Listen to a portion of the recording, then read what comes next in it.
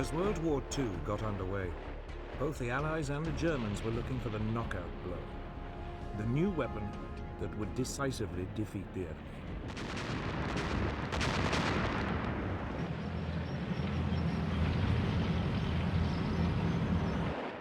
For Hitler's Germany, the problem was that Britain was an island. His tanks couldn't blitzkrieg across the Channel. The only way to defeat her was to strangle her seaborne supply routes.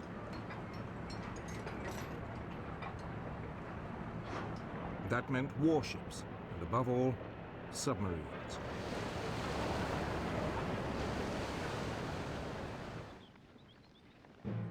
For the Western Allies, the problem was attacking Germany when there were no Allied troops in mainland Europe.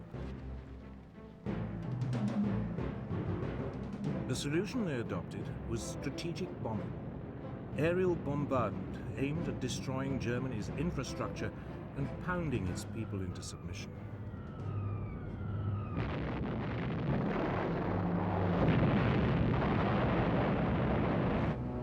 The two sides had adopted two very different tactics, but with one aim: to save their troops and to bring the war to an end as quickly as possible.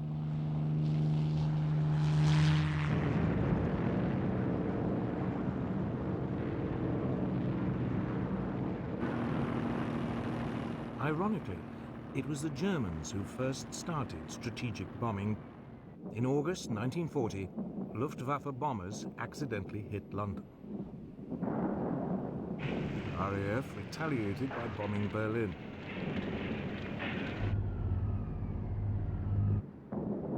By the autumn, Germany was bombing Britain's cities almost daily, convinced the British would eventually crack.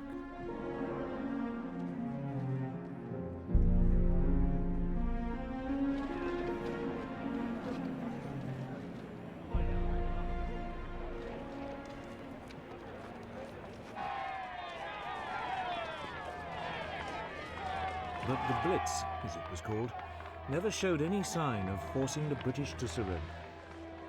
By the summer of 1941, it was dying away as the Luftwaffe turned its attention to the war in Russia.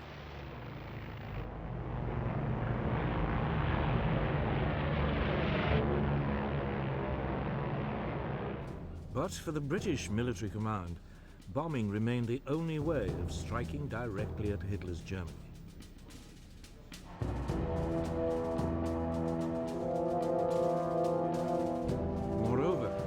In 1941, the RAF was starting to receive a new generation of bigger, more powerful, four-engined bombers. These could carry loads of up to 18,000 pounds of bombs, 4 times the capacity of earlier aircraft.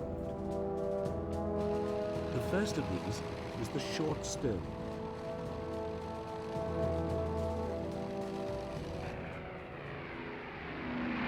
To begin with, the plan was not to hit the German population, but specific infrastructure targets, cutting transport and oil supplies, damaging Germany's ability to wage war.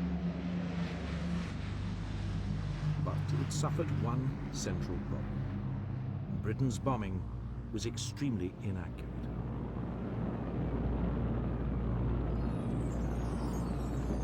In August 1941, a secret British report showed that over the crucial German Ruhr industrial area, only 10% of British bombers were getting their bombs within 5 miles of their target. At the same time, the German air defenses were taking a terrible toll on British planes.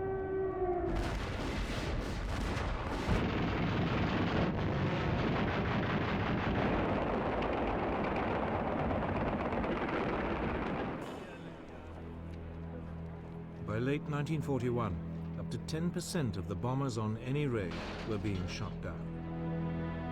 A loss rate which couldn't be sustained.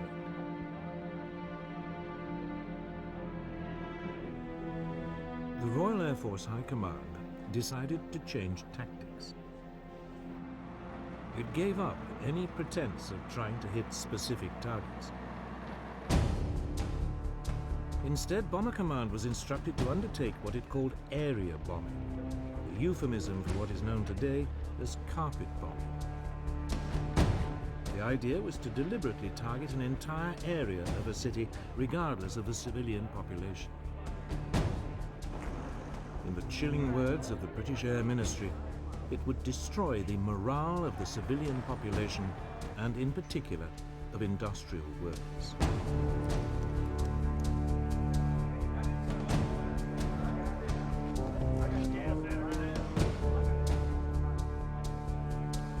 Its leading exponent was Air Marshal Sir Arthur Bomber Harris, who was now appointed Commander-in-Chief of RAF Bomber Command.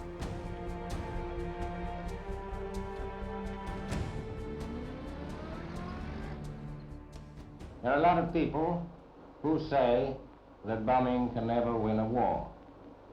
Well, my answer to that is that it has never been tried yet, and we shall see.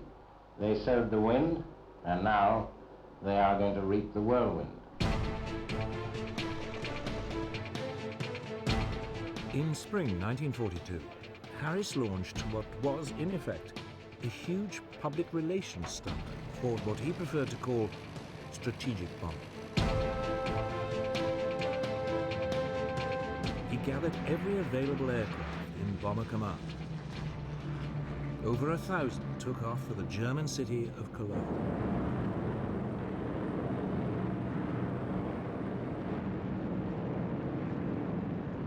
The city's defenses were overwhelmed. 600 acres were destroyed.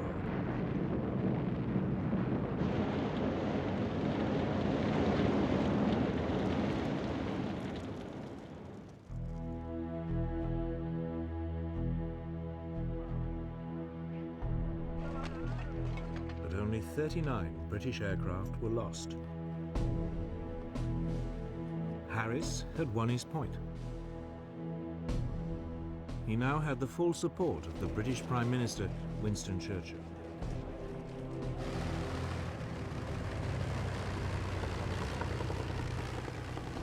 He also now had an outstanding new weapon, the Avro Lancaster, the finest heavy night bomber of the war. And he had a new partner. By the summer of 1942, the United States had joined the air war in Europe. American planes began to appear in Britain. The majority were the Boeing B-17 Flying Fortress. It was heavily armed with 13 machine guns and could, in theory, fight its way through to a target in daylight without a fighter escort. It was also equipped with a new bomb sight that would supposedly allow it to drop its bombs with almost unerring precision.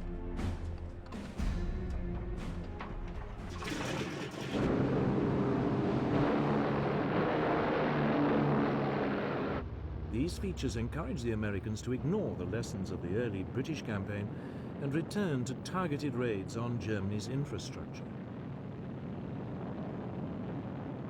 In August 1942, the Americans put the Flying Fortress to the test.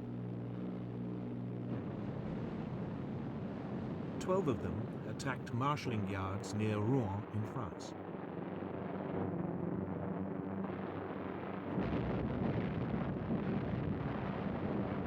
Damage was slight, but the United States lost no aircraft. For the Americans, it was the proof that daylight raids on infrastructure targets could work. For the British, it simply showed that the Americans could hit a minor and relatively undefended target. But that winter, the two allies agreed to combine their approaches. They would launch a massive bombing campaign against Germany's industrial heartland. The Americans would attack by day against carefully selected infrastructure targets. The British would attack by night, carpet bombing whole areas, destroying war production and civilian morale. They hoped it would be so devastating, it might even bring the war to an end.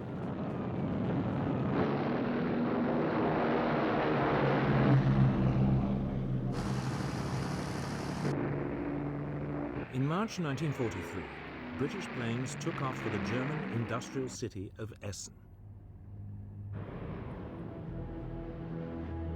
High-speed Mosquito light bombers went in first, dropping flares to highlight the targets. Then a force of nearly 450 Lancaster bombers swept over the city, dropping their loads.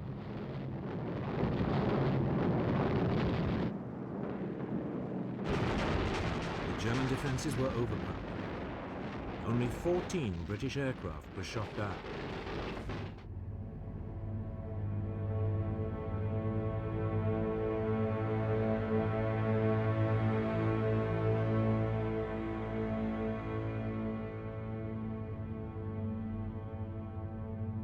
The Essen raid was followed by wave after wave of similar attacks on industrial towns in the Ruhr.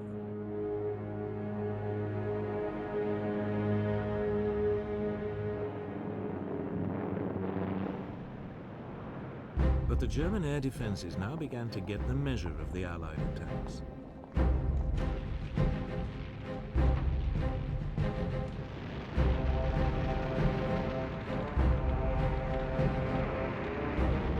Britain's losses climbed to 1 in 10. Harris was forced reluctantly to call a halt to the attacks.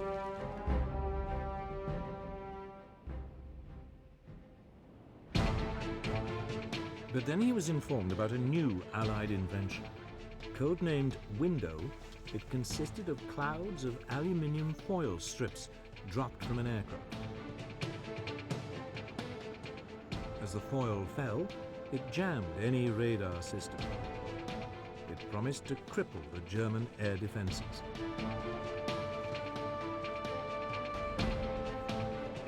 Harris seized on it, and 4 months after the Essen raid, in July 1943, he went back on the offensive.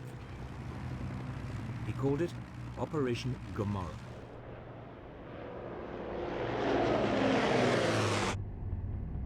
The target this time was the industrial port of Hamburg.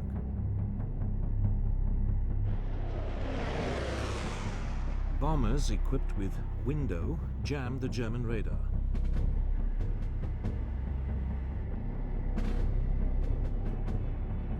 Other aircraft dropped incendiary bombs.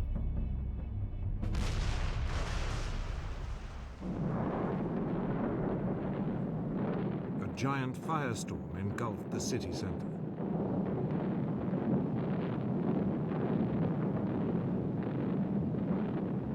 "40,000 people died, and 500,000 were made homeless.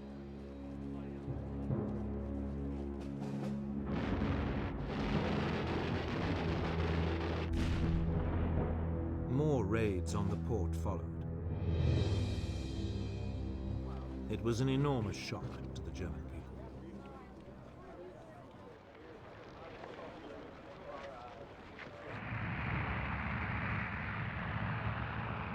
Four months later, in the autumn of 1943, Harris followed Hamburg with a series of attacks on Berlin.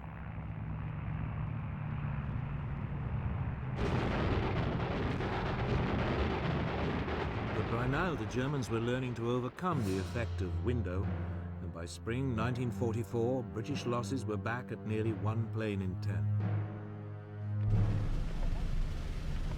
Worse, there was no sign German civilian morale was cracking.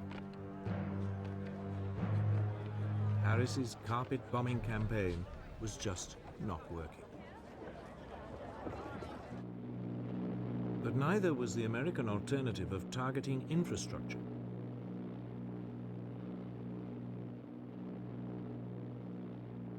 By the spring of 1943, US Army Air Force daylight raids were steadily reaching deeper into Germany. But American losses were climbing. Around 1 in every 15 planes was being shot down.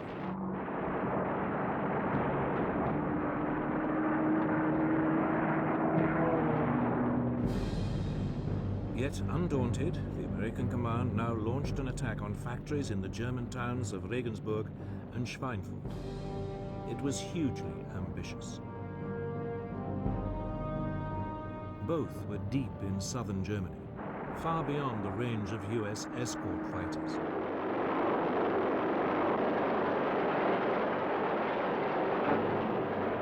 It was a disaster. The 380 flying fortresses, which US bomber chiefs had assured everybody wouldn't need a fighter escort, were harried and shot down.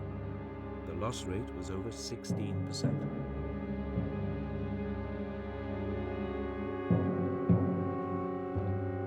The US was forced to suspend its bombing campaign. The war in the air had reached stalemate, and there was still no sign of it helping to usher in a victory.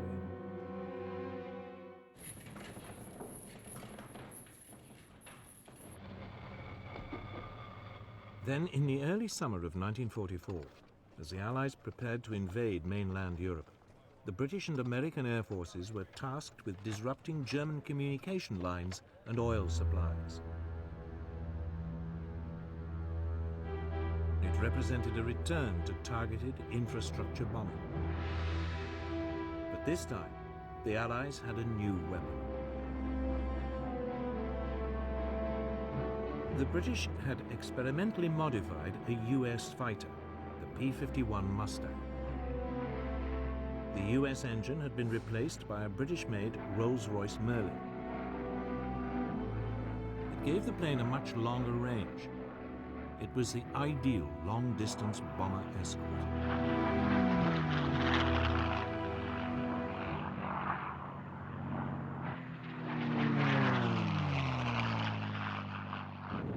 The Allied bombers hit bridges and roads leading to the German front in France with almost surgical precision. Oil supplies to the German military were drastically reduced.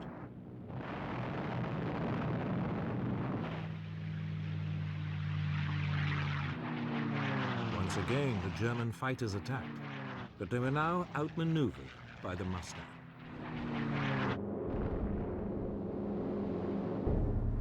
Much of the German Air Force, now running low on fuel, was grounded.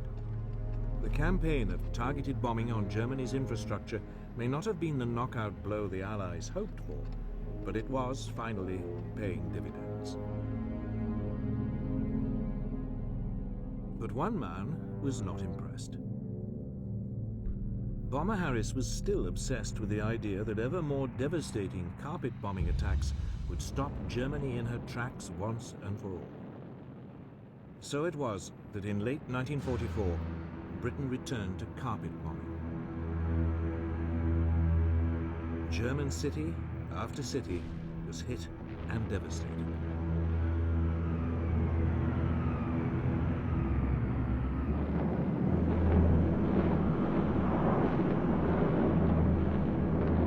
Then, in February 1945, Harris attacked Dresden, a city with virtually no military significance.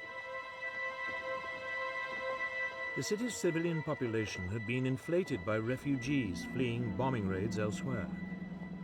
Yet Harris seems to have had no regard for civilian life.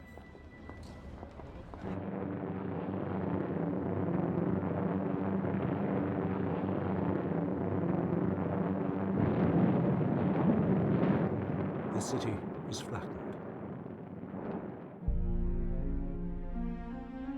Some 50,000 people died.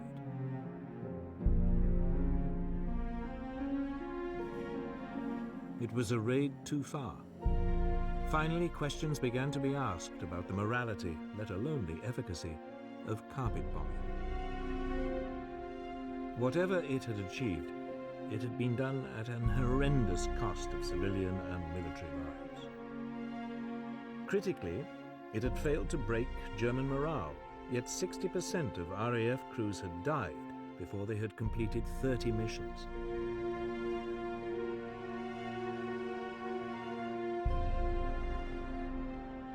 For all the hopes put in it, carpet bombing had not come up with the knockout blow.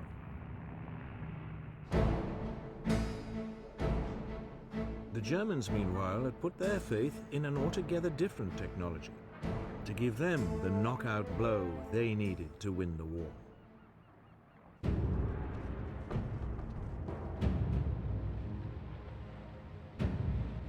For Germany, Britain was a problem. It was an island, and for once Hitler's formidable land forces were useless.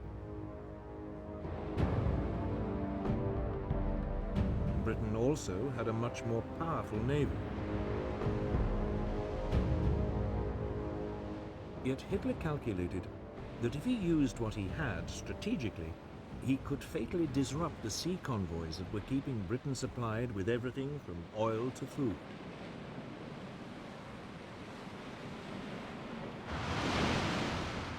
In the first 18 months of the war, German raiders sank more than 130 British merchant vessels.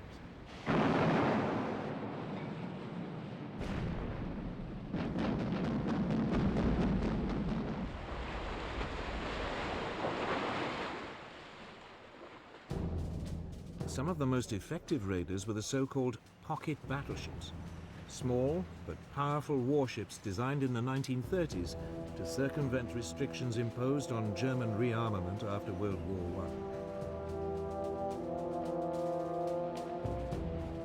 One, the Graf Spee, became particularly notorious.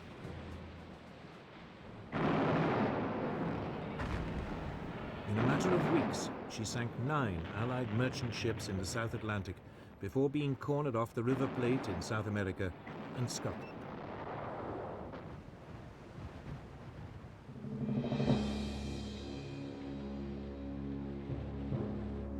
But the raids were taking a serious toll. If the losses continued to rise, Britain would have real supply problems.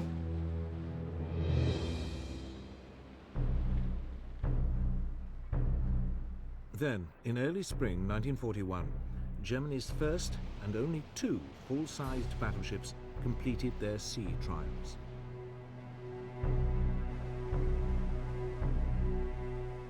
They sent a shiver through the British Navy. Their potential for destruction was enormous.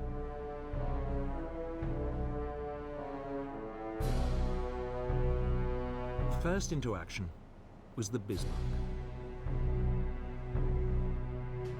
In May, RAF reconnaissance aircraft spotted her in the Norwegian port of Bergen, trying to sneak out into the North Atlantic. The British Navy set off in pursuit. 2 days later, the Bismarck was sighted in the North Atlantic. Britain's latest battleship, the Prince of Wales, was sent to intercept her. With her was the British battlecruiser, Hood.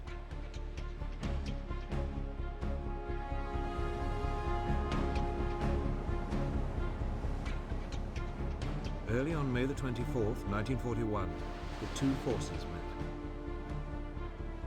It was the first time the 2 sides' battleships had squared up to each other.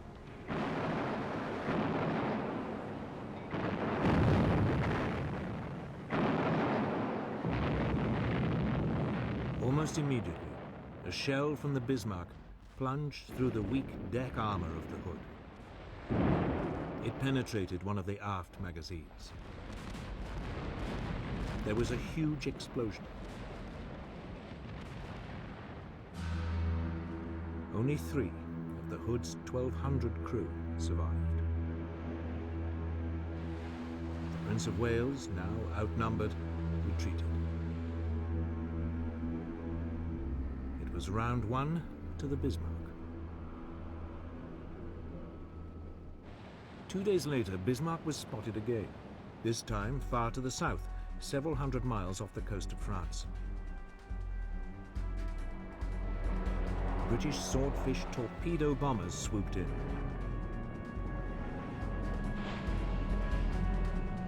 One hit and jammed the Bismarck's rudder. The following morning, 2 British battleships, the Rodney and King George V, caught up with the crippled Bismarck.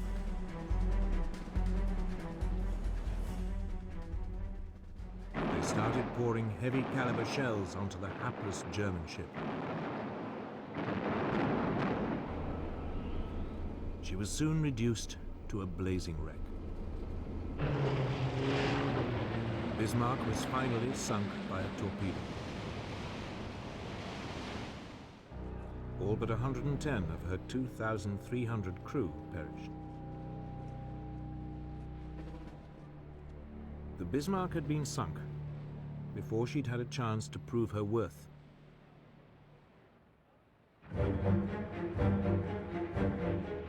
Then, in June 1941, Hitler invaded the Soviet Union.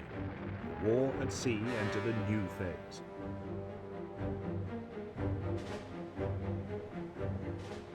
Britain began sending supply convoys to the Russian Arctic ports of Murmansk and Archangel. Immediately, the German Navy prepared to cut them off.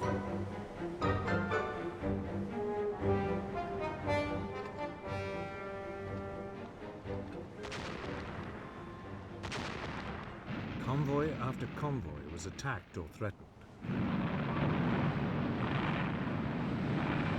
By summer 1943, it had become so dangerous, further convoys to Russia were suspended until the autumn, when it was hoped bad weather and poor visibility would offer some protection.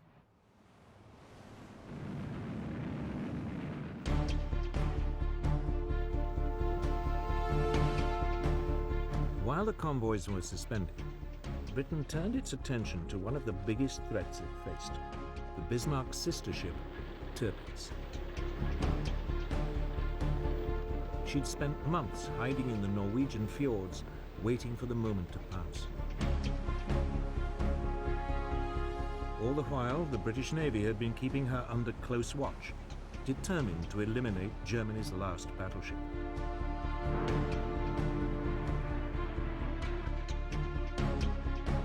In September 1943, 5 British midget submarines known as X-Craft were sent into the Norwegian fjords to sink her.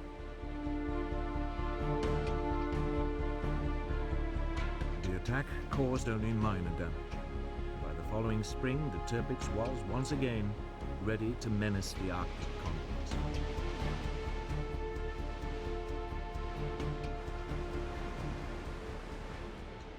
The Royal Navy now sent in a massive force to attack her. It included 6 aircraft carriers.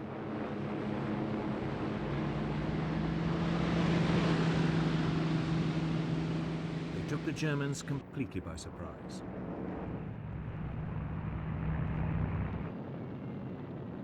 British dive bombers attacked Tirpitz. But she was heavily armored, and the relatively small bombs caused only superficial damage.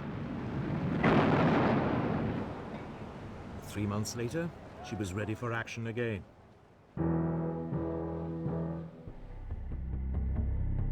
She was soon spotted in another Norwegian fjord.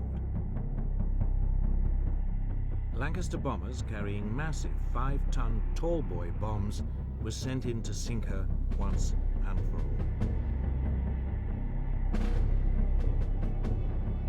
Tirpitz put up a smokescreen, which partially obscured her. Nevertheless, several bombs struck her bow, causing severe damage.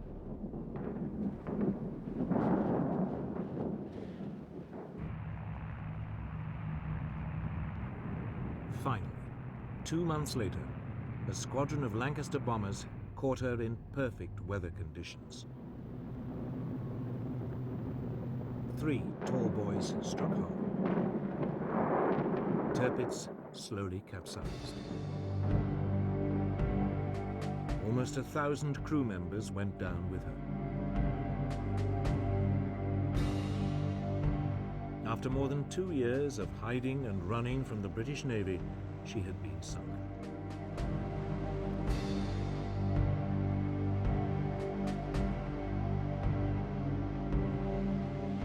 Germany's battleships had promised much, but against the overwhelming might of the British Navy, they'd never had a chance to prove their worth.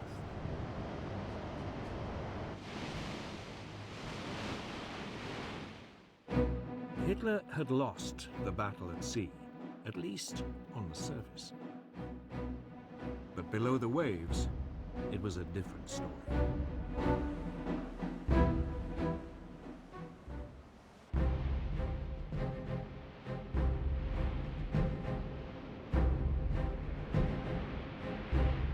Germany's military planners had long expected that the country's U-boat fleet would play a key role in cutting Britain's supply lines.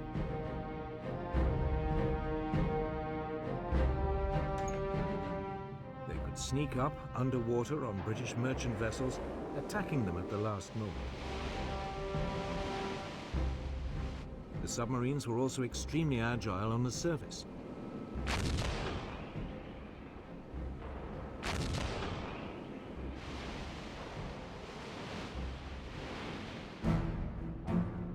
To combat the threat, Britain's merchant fleet was corralled into convoys for protection. But there was a serious shortage of anti-submarine ships to escort them. Many ships sailed without protection. Yet Britain's naval command remained remarkably complacent. They believed they had the weapons and the technology to contain the U-boat threat. It was soon proved wrong.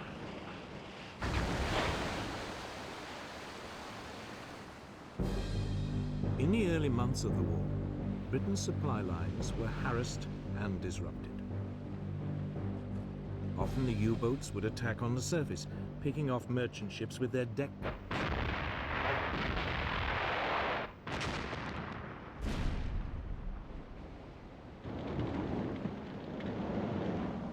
In response, the Royal Navy sent aircraft carriers equipped with submarine hunting aircraft to patrol the sea lanes used by the convoys. But they had only limited effect.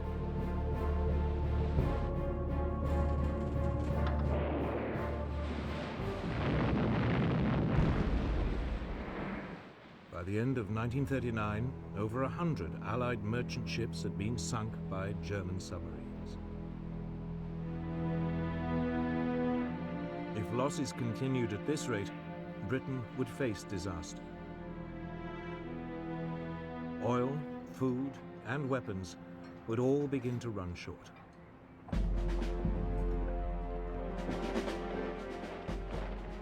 Then things got even more difficult. Germany overran France. Suddenly, the German Navy, which until now had been largely bottled up in the North Sea, had access to France's Atlantic seaboard. They now had a base to attack Britain's Atlantic convoys. France's Atlantic ports filled with newly built German U-boats, particularly the Type 7C ocean-going vessel. Admiral Karl Dönitz, head of the German U-boat service, now organized his submarines into what he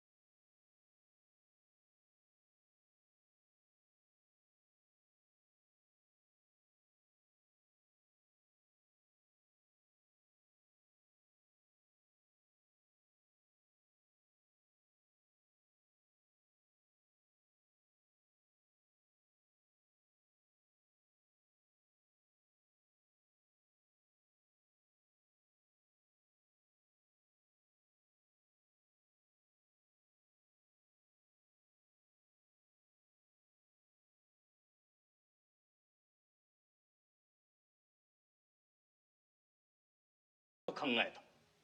いや、これは浅はかでござった。許さない。